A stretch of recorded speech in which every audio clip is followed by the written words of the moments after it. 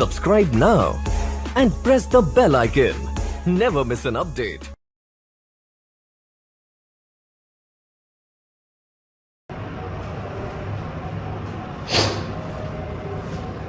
नमस्कार दोस्तों, Hemant ALP channel में आपका स्वागत है। नमस्कार दोस्तों, हेमंत एएलपी के यूट्यूब चैनल पे आपका स्वागत है। दोस्तों, इस वीडियो में हम मनोविज्ञान का एक बहुत ही फेमस टॉपिक शैशवा अवस्था के बारे में पढ़ेंगे। दोस्तों, शैशवा अवस्था के बारे में पढ़ने से पहले हम आपको बता देना चाहते हैं कि बाल विकास में 3 प्रमुख अवस्थाएं होती हैं। पहले अवस्था का नाम शैशवावस्था है, दूसरे अवस्था का नाम बाल्यावस्था है और तीसरे अवस्था का नाम किशोरावस्था है। और इन्हीं तीनों अवस्था में सबसे पहला चैप्टर शैशवावस्था के बारे में पूरी डिटेल से हम एक ही वीडियो में जानकारी लेंगे, जिसकी उम्र सीमा होती है जन्म से 6 वर्ष। यानी जन्म से लेकर 6 वर्ष तक के बच्चों को हम कहते हैं कि वह शैशवा अवस्था में, यानी शैशव अवस्था में। अब दोस्तों, शैशवावस्था को भी 2 भागों में बांटा गया। एक को हम कहते हैं पूर्व शैशवावस्था और दूसरे को हम कहते हैं उत्तर शैशवावस्था। तो जो पूर्व शैशवावस्था होता है वह जन्म से 2 वर्ष होता है और जो उत्तर शैशवावस्था होता है वह 3 से 6 वर्ष होता है। अब दोस्तों, हम बात करते हैं कि वैसे तो शैशवावस्था जन्म से लेकर 6 साल होता है, लेकिन एक मनोवैज्ञानिक है जिनका नाम हरलाक, लेडी हरलाक। लेडी हरलाक ने सभी मनोवैज्ञानिकों से इतर बताया कि शैशवावस्था केवल 2 सप्ताह चलती है। शैशवावस्था 2 सप्ताह चलने का मतलब शैशवावस्था केवल और केवल 14 दिन चलती है। यह किसने बताया?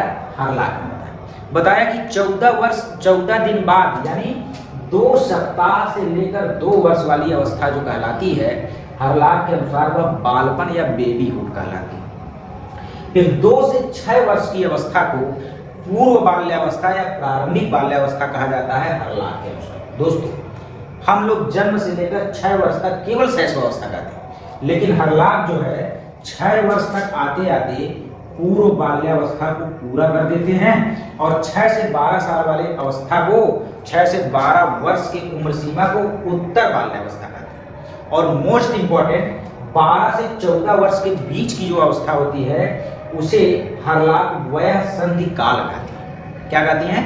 वयः संधि काल।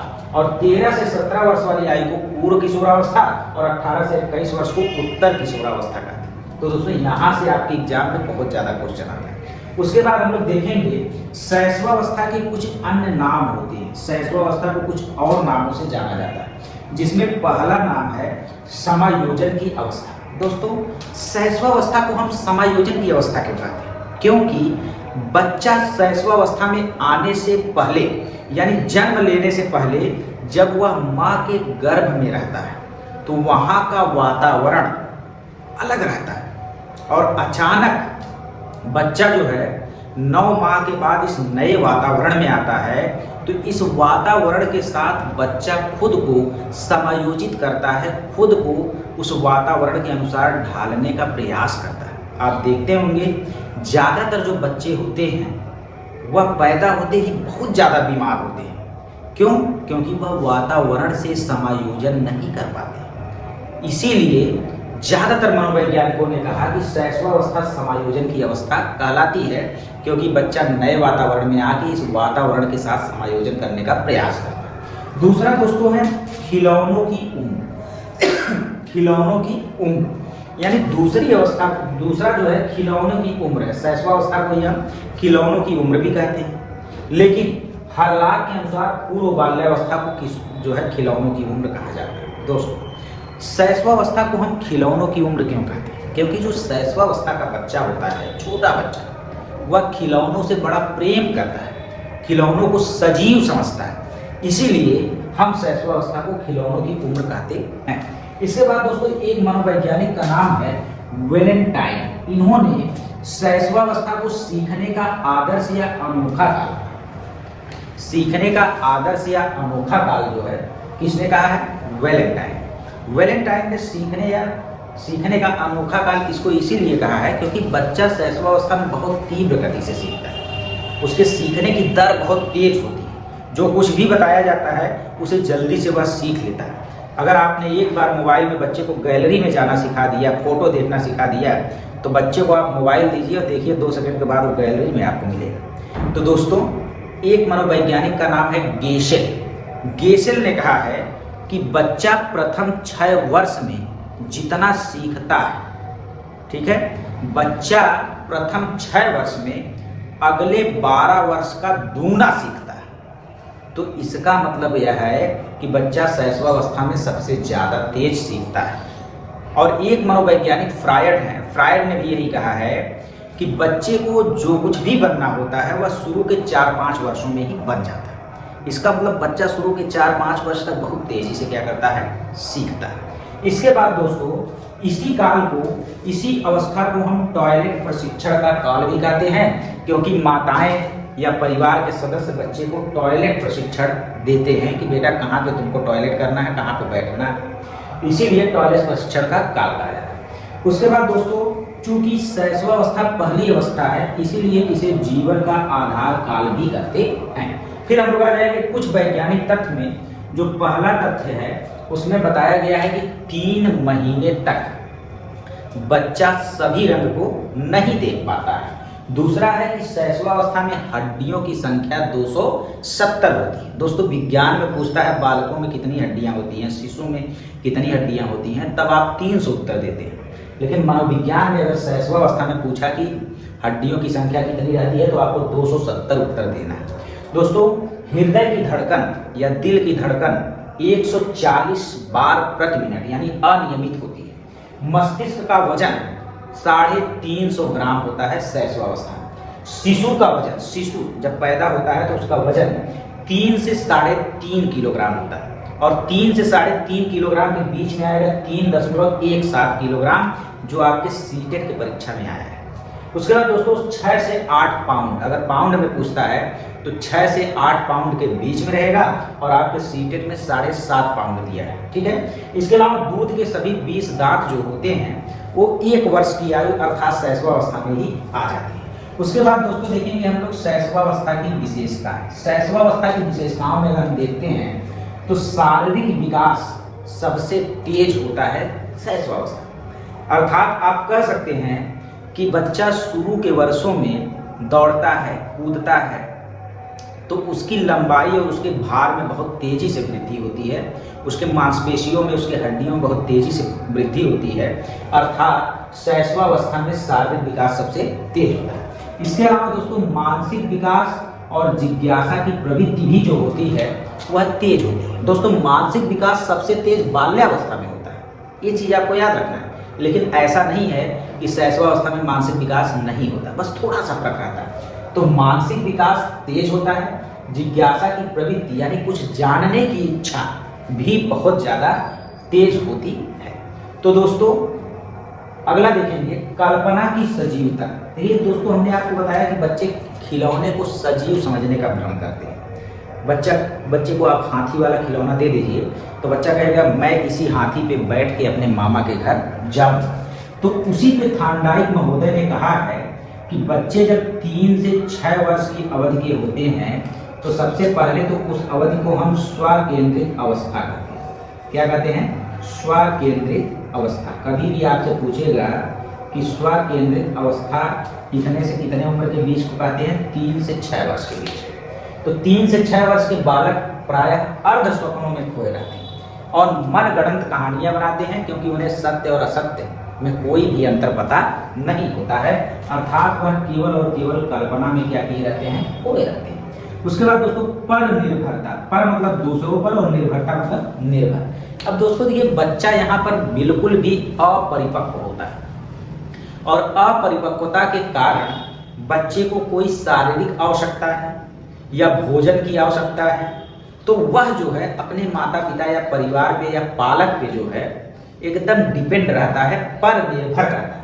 अर्थात शैशवावस्था के बच्चे का एक ये भी गुण है कि वह पर निर्भरता यानी दूसरों पर निर्भर रहता है। इसके बाद दोस्तों छठा है सीखने की प्रक्रिया में तीव्रता। तो हमने आपको बताया कि शैशवावस्था में बालक में सीखने की प्रक्रिया में बहुत तीव्रता होती है। बालक बहुत तेजी से सीखता है, बहुत ज़्यादा उसके अंदर जिज्ञासा की भावना रहती है। अर्थात आप कह सकते हैं कि सीखने की प्रक्रिया इस समय बहुत तीव्र होती है।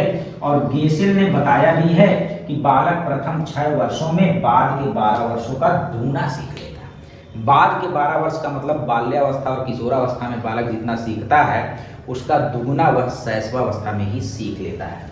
दोस्तों अगला देखेंगे समलिंगी ईर्ष्या। अगर आपसे पूछेगा कि समलिंगी ईर्ष्या किस अवस्था का गुण है, तो दोस्तों समलिंगी ईर्ष्या जो है शैशवावस्था का गुण है। ये सारे शैशवावस्था के गुण। समलिंगी ईर्ष्या का मतलब सम माने समान और लिंग माने लिंग, ईर्ष्या माने ईर्ष्या, यानी समान लिंग एक दूसरे से ईर्ष्या करेंगे।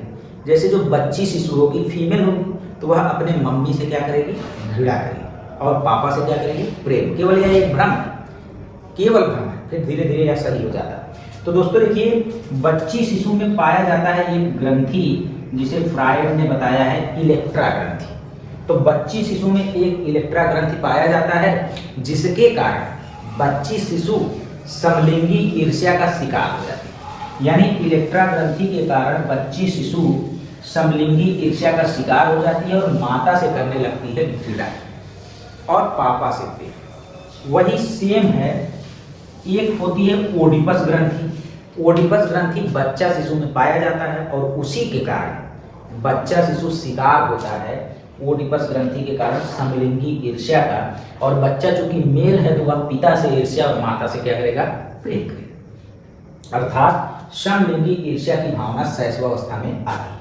दोस्तों अगला है अनुकरण। अनुकरण के बारे में आप सभी लोग जानते होंगे कि बच्चे का शुरुआती अधिगम अनुकरण पर ही आधारित होता है। एक दूसरे को देखकर, माता पिता का अनुकरण करके बच्चा धीरे धीरे चीजों को सीखता है। उसके बाद दोस्तों 9वां है परावर्तित व्यवहार। परावर्तित व्यवहार का मतलब ऐसा व्यवहार जिसमें दोहराने की प्रवृत्ति है।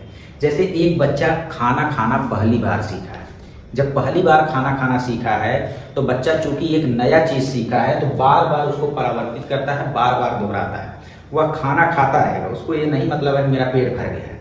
वो खाना खाता रहेगा और अगर खाना नहीं पाएगा तो सिक्का खा जाएगा, साबुन खा जाएगा, कुछ भी खा जाएगा। क्यों? क्योंकि वह एक नई चीज सीखा है। बच्चा अगर गिनती सीख लिया तो मम्मी गिनती सुनाए, दीदी गिनती सुनाए, भैया गिनती सुनाए, मतलब वो सभी को सुनाने का प्रयास करेगा क्योंकि वह एक नया चीज सीखा है। इसी को हम परावर्तित व्यवहार कहेंगे। उसके बाद दोस्तों अगला है आत्म प्रेम की भावना, या इसी को फ्रायड ने नार्सिसिज्म कहा। देखिए दोस्तों, आत्म प्रेम का मतलब खुद से प्रेम और दूसरों से कोई मतलब नहीं। अर्थात बच्चा कैसा होगा, स्वार्थी होगा, जो दूसरों के दृष्टिकोण को बिल्कुल भी समझेगा नहीं। अगर पापा एक आइसक्रीम लेकर आए और सोचे कि थोड़ा थोड़ा बच्चों को दे देंगे, तो जो इस अवस्था का रहेगा वह दूसरे के दृष्टिकोण को नहीं समझेगा, रोएगा, चिल्लाएगा, लेकिन कहेगा सारी की सारी आइसक्रीम मुझे चाहिए।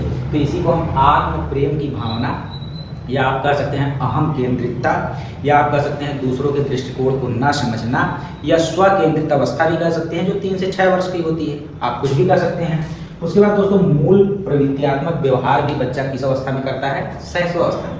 अगर बच्चे को भूख लगती है तो वह रोता है, चिल्लाता है, गुस्सा होता है, और जब खाना मिल जाता है, भोजन मिलने पर प्रसन्न और संतुष्ट हो जाता है। अर्थात यह बच्चे की मूल प्रवृत्ति होती है, किसी ने इसको सिखाया नहीं है, बल्कि मूल प्रवृत्ति जन्मजात होती है। उसके बाद दोस्तों संवेगों का प्रदर्शन। संवेगों का प्रदर्शन का मतलब है कि बच्चा शैशवावस्था में ही सारे संवेग का प्रदर्शन करने लगता है, जैसे भय, क्रोध, प्रेम, पीड़ा, इन सब संवेगों का प्रदर्शन करने लगता है। उसके बाद दोस्तों है काम भावना या लिबिडो। काम भावना को फ्रायड ने क्या कहा है, लिबिडो कहा है। काम भावना दोस्तों प्रबल होती है शैशवावस्था में भी, लेकिन वयस्कों की भांति नहीं होती है, दिखावा नहीं होता है। उसके बाद दोस्तों 14 नंबर है नैतिकता का अभाव या सामाजिकता का अभाव। दोस्तों चूंकि बच्चा छोटा है, उचित अनुचित में कोई भी अंतर नहीं जानता, सत्य असत्य में कोई भी अंतर नहीं जानता है, अच्छे बुरे में कोई भी अंतर नहीं जानता है, इसलिए बच्चा जो है नैतिकता का अभाव होता है, नहीं समझ पाता कि क्या उचित है क्या अनुचित है। कहता है मुझे सारी की सारी आइसक्रीम चाहिए, मैं अपने भाई को आइसक्रीम नहीं दूंगा, क्योंकि बच्चा असामाजिक है, बिल्कुल भी उसके अंदर नैतिकता नहीं। तो देखिए दो स्वार्थी बच्चा, अहम केंद्रित या स्व केंद्रित, जो 3 से 6 वर्ष अभी हमने बताया। उसके बाद दोस्तों अंतर्मुखी व्यक्तित्व। अंतर्मुखी व्यक्तित्व का सीधा सा मतलब है कि असामाजिक व्यक्तित्व। तो जब नैतिकता का अभाव तो बच्चे में असामाजिकता रहेगी, तो अंतर्मुखी व्यक्तित्व होता है। उसके बाद 16 नंबर देख लीजिए प्रत्यक्ष अनुभव द्वारा सीखना, यानी बच्चा जिसको प्रत्यक्ष रूप से अपने सामने देखेगा उसी के बारे में सीख पाएगा। अगर गिलास बच्चे के सामने आप रखे हैं और गिलास के बारे में बता रहे हैं कि इस गिलास से पानी पिया जाता है, तभी बच्चा समझ पाएगा। अगर आप गिलास उसके सामने नहीं रखे हैं, बता रहे हैं कि बेटा एक चीज़ गिलास होता है, उससे पानी पिया जाता है, बच्चा नहीं समझेगा, क्योंकि शैशवावस्था में बच्चा प्रत्यक्ष अनुभव द्वारा सीखता है अर्थात मूर्त चिंतन करता है। दोस्तों, ये आपका था शैशवावस्था की विशेषताएं। अब हम लोग देखेंगे शैशवावस्था में बच्चे को शिक्षा कैसे दी जाती है। तो दोस्तों, खेल पर आधारित शिक्षा देनी चाहिए।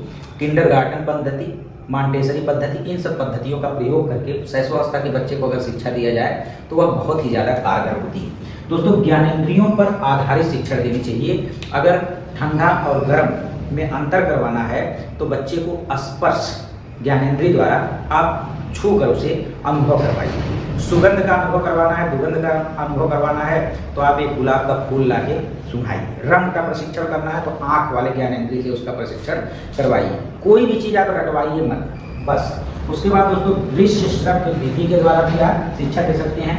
अनुकरण आधारित शिक्षा भी दे सकते हैं।